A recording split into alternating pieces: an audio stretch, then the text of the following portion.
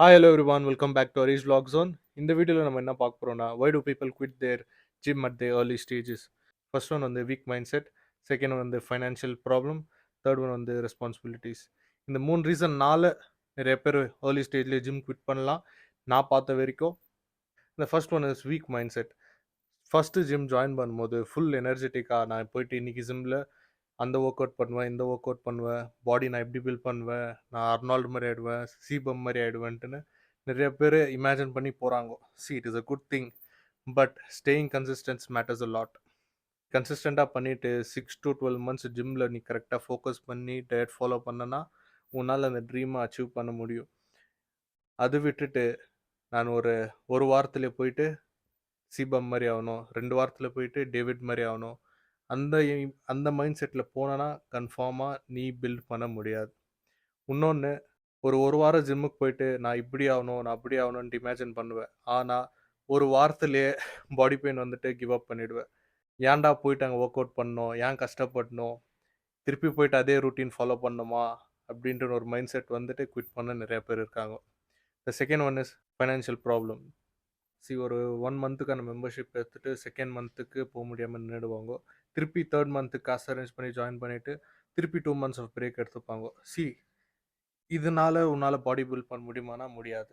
ஏன்னா நீ ஜிம்மில் கன்சிஸ்டண்ட்டாக போனால் தான் உன்னால் ஒரு பர்ஃபெக்டான பாடி பில்ட் பண்ண முடியும். இந்த ப்ரோசஸ் எப்படி ஆகிடும்னா, நீ 1 month ஜாயின் பண்ணிவிட்டு செகண்ட் மந்த் கேப் எடுத்துகிட்டு திருப்பி தேர்ட் மந்த் போகிறேன்னா நீ திருப்பி ஃபஸ்ட் மந்த்லேருந்து தான் ஸ்டார்ட் பண்ணுறன்ற கணக்கு வரும். ஏன்னா you are starting everything from the first again. You are taking 1 month of gap and you are doing it again from starting. And the last one is responsibilities. See ரெஸ்பான்சிபிலிட்டிஸ்னால நிறைய பேர் வந்து ஜிம்மை quit பண்ணிடுவாங்க. அதில் என்னோட ஃப்ரெண்ட் ஒருத்தர் இருக்கான்.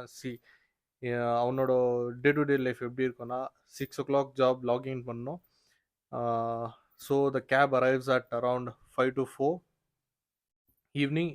அவன் நைட் ஷிஃப்ட் வேலை செய்கிறான். And he should work around 8 hours of work, 1 hour of break, and extend இன்ச்சுனா 1 hour எக்ஸ்ட்ரா எக்ஸ்டெண்ட் பண்ணணும். So he comes around home at 4 o'clock in the morning. And தூங்கி எழுந்துச்சிட்டு திருப்பி சேம் சைக்கிள் தான், ready ஆகணும், வேலைக்கு போகணும், வீட்டுக்கு வரணும். இதே ரொட்டீன் தான் ஃபாலோ பண்ணணும். அதனால கூட நிறைய பேர் ஜிம்முக்கு போக முடியாத குவிட் பண்ணியிருக்காங்க. These are 3 main problems that adults or teenagers faces to quit their gym. நீங்கள் கன்சிஸ்டண்ட்டாக இருந்து அதுக்குன்ட்டு ஒரு டைம் ஃபோக்கஸ் பண்ணிவிட்டு அதுக்கான காசு மேனேஜ்மெண்ட் பண்ணிவிட்டு நீங்கள் போனீங்கன்னா கன்ஃபார்மாக ஜிம்மில் உங்களால் பாடியை பில்ட் பண்ண முடியும். நீங்கள் அதுக்கு டைம் ஒதுக்காத, அதுக்கான மைண்ட் செட் வைக்காமல், அதுக்காக ஃபைனான்ஷியல் செலவு பண்ணாமல் எல்லாமே பண்ணணும்னா ரொம்ப கஷ்டம். Because body building is an expensive sport. ஒரு பாடி ரெடி பண்ணாலும் எக்ஸ்பென்சிவான ஸ்போர்ட் தான். ஏன்னு கேட்டிங்கன்னா, மெம்பர்ஷிப் வாங்கணும், சாப்பிட்ற சாப்பாடு எல்லாமே ஹெல்த்தி ஃபுட்டாக சாப்பிட்ணும், அண்ட் ஹெல்த்தி ஃபுட் மோஸ்ட்லி எல்லாமே காசு செலவு பண்ணி தான் ஆகணும். Because this is how it works. So stay focused, stay consistent, and never quit.